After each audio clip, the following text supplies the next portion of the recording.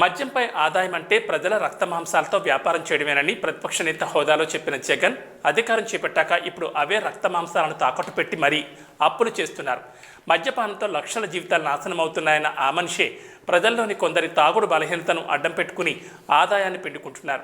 ఆ రాబడిని హామీగా చూపించి వేల కోట్ల రుణాలు తీస్తున్నారు. అదే డబ్బుతో సంక్షేమ పథకాలను అమలు చేస్తామంటూ చట్టాలని సవరించుకున్నారు.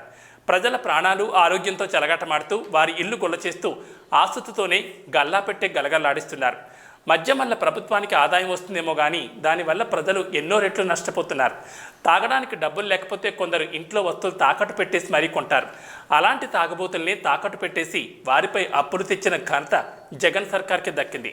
ప్రజల రక్త మాంసాలతో వ్యాపారం చేస్తూ అదే సొమ్ముతో ప్రజలకు సంక్షేమ పథకాలు అమలు చేస్తారట.